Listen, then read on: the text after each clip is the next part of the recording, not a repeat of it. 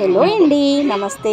Welcome back to our channel Samitha vlogs. ఇక్కడ preparation ఏంటి అనేసి అనుకుంటున్నారా? రేపటి కోసం అనేసి టిఫిన్ చేయటం కోసం అయితే నేను ఇక్కడ మినపప్పు అయితే నానబెడుతున్నానండి. మినపప్పులోకి ఈరోజు నేను ఇడ్లీ రవ్వను మాత్రం యాడ్ చేయట్లేదు, జొన్నలు వేసి జొన్న ఇడ్లీ చేద్దాము అనేసి అనుకుంటున్నాను.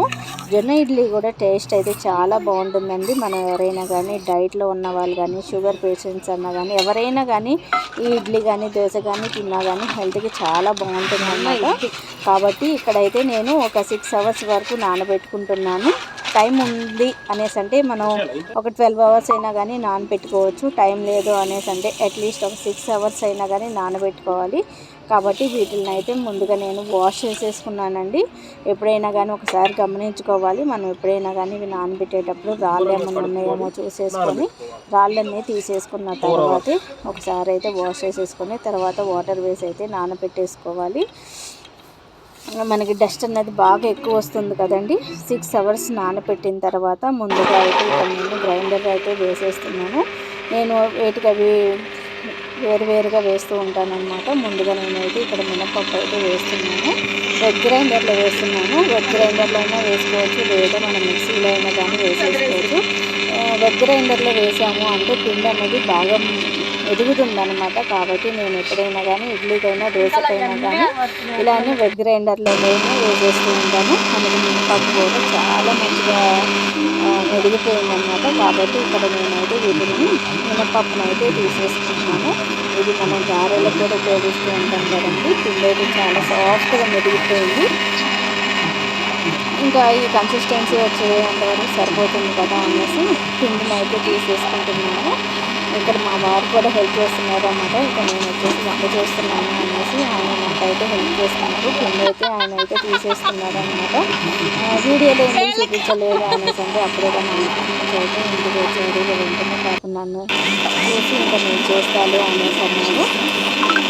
తర్వాత ఆయన అది తీసేసిన తర్వాత మళ్ళీ ముందుగా నానబెట్టాను కదండి ఆ జొన్నలను అయితే వేసేస్తున్నాను అనమాట. జొన్నలు కూడా అంటే మనం ఎప్పుడైనా కానీ వెజ్ గ్రైండర్లో వేసేటప్పుడు ముందుగా వాటర్ అనేది వేసిన తర్వాత ఇలాంటివి వేసుకుంటే మనకంటే తెలుస్తూ ఉంటుంది. ఇంకా జెంట్స్కి అయితే తెలియదు కదా, అదైతే ఆగిపోతూనే ఉందన్నమాట. నేను చెప్తూనే ఉన్నాను వాటర్ వేయాలి అనేసి.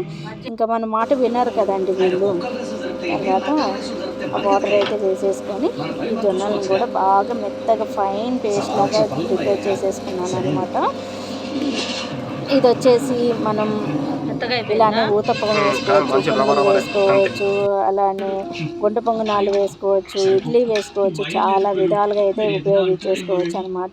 ఈ జొన్నలతో కూడా నేను ఒకసారి మీకు అవి కూడా వేసి చూపించేస్తాను.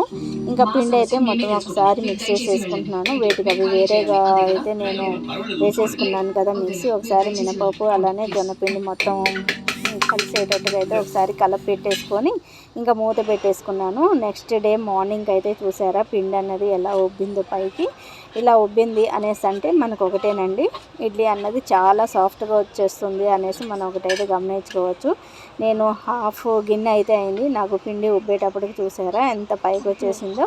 ఇంకొక హాఫ్ అన్ అవర్ కానీ ఇంకో 25 మినిట్స్ కానీ ఉంది అనేసి అంటే పిండి అంతా పొంగిపోయే ఛాన్సెస్ ఉన్నాయి. కాబట్టి ఇంకా నేను ఒకసారి అయితే కలిపేసుకుంటున్నాను. ఇలా కలిపేసుకున్నాము అనేసి అంటే పిండి అన్నది మళ్ళీ కిందకి వెళ్ళిపోతుంది కదండి.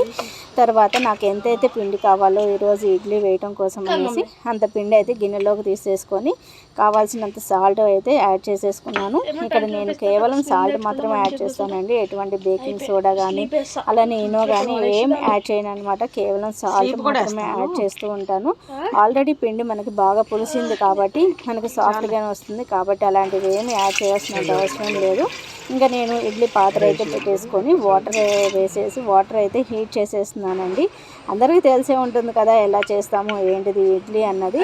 ఇంక ఈరోజు వచ్చేసి నేను ఇక్కడ నెయ్యి అన్నది కొద్దిగా మెల్ట్ చేసేసి ఈ ఇడ్లీ ప్లేట్స్కి అయితే నేను గీ అన్నది వేసేసాను. గీ వేసిన తర్వాత ముందుగా ప్రిపేర్ చేసిన బ్యాటర్ అయితే ఉంది కదండి, ఆ బ్యాటర్ని అయితే కొద్దిగా వేసేసుకుంటున్నాను.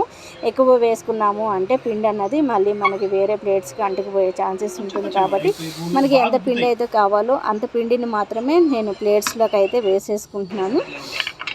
ఇలా అన్ని ప్లేట్స్కి మనం ఈ విధంగానే అప్లై చేసేసుకోవచ్చు. కొంతమంది ఆయిల్ అప్లై చేస్తారు, కొందరు గీ అప్లై చేస్తారు, కొంతమంది వాటర్ అయితే అప్లై చేస్తూ ఉంటారు. మన దగ్గర ఏది అవైలబుల్గా ఉంటే అది అప్లై చేయటం మంచిది. నేనైతే ఎక్కువగా గీ అన్నది అప్లై చేస్తూ ఉంటాను, పిల్లలకి పెడుతూ ఉంటాం కాబట్టి ఇంట్లో చేసిన గీనే నేను ప్రిఫర్ చేస్తూ ఉంటాను. కాబట్టి ఎక్కువగా ఇడ్లీలోకైనా కానీ దోశల్లోకైనా కానీ గీ కానీ లేకపోతే బటర్ కానీ ఎక్కువగా అప్లై చేస్తూ ఉంటాను అనమాట. చూసారా, ఈ విధంగా అన్ని ప్లేట్స్కి అయితే నేను ఈ బ్యాటర్ అన్నది నింపేసుకున్నానండి. ఇది ప్లేట్స్కి నేను పిండి పెట్టుకునే లోపు నాకు వాటర్ కూడా బాయిల్ అయిపోయింది కాబట్టి ఇంకా ఇడ్లీ పాత్రలోకి ప్లేట్స్ పెట్టేసుకుని ఒక 10 to 15 మినిట్స్ వరకు కుక్ చేసేసుకున్నాను. హార్డ్లీ ఒక 10 to 15 మినిట్స్లోనే మనకి ఇడ్లీ అన్నది ప్రిపేర్ అయిపోతుంది. చాలా తొందరగా అయిపోతుంది కదండి. ఒకసారి మనం ఇలా టిఫిన్ వేసాము అంటే ఇంట్లో ఉన్న వాళ్ళందరికీ కూడా సరిపోతుంది అనమాట. ఇలా ఒక గంటలు నించోవాల్సినంత అవసరం లేకుండా ఇడ్లీ ఒక్కసారి వేసాము అనేసి అంటే అందరూ టిఫిన్స్ అయితే అయిపోతాయి అనేసి అనిపిస్తుంది. కాకపోతే అంట్లు కడిగేటప్పుడే అన్ని పాత్రలు అయితే వస్తాయి అన్నమాట, అందరికీ తెలిసి ఉంటుంది కదా. చూసారా ఇడ్లీలు అయితే ఎంత సాఫ్ట్గా వచ్చినాయో. నేను ఇక్కడ గీ అన్నది అప్లై చేశాను కాబట్టి ప్లేట్స్కి ఏమీ అతుక్కోకుండా చాలా నీట్గా వచ్చేసింది ఇడ్లీ కూడా. ఇంకా పిల్లలకి అయితే పెట్టేస్తున్నాను. నేను ఈరోజు 3 చట్నీలతోటి అయితే పిల్లలకి టిఫిన్ పెడదాము అనేసి అనుకుంటున్నాను. కారపొడి ఉంది, అలానే టమాటో చట్నీ ఉంది, మనం చేసిన కొత్తిమీర పచ్చడి కూడా ఉందండి. ఈ మూడిటి కాంబినేషన్ అయితే చాలా బాగుంటుందన్నమాట.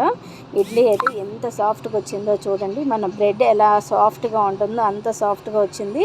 పిల్లలు చాలా ఇష్టంగా తింటారు ఇలా కనుక మనం టిఫిన్ చేసి పెట్టాము అంటే. చూడండి ప్లేట్ ఎంత కలర్ఫుల్గా ఉందో, అలానే టేస్ట్ వైజ్ కూడా.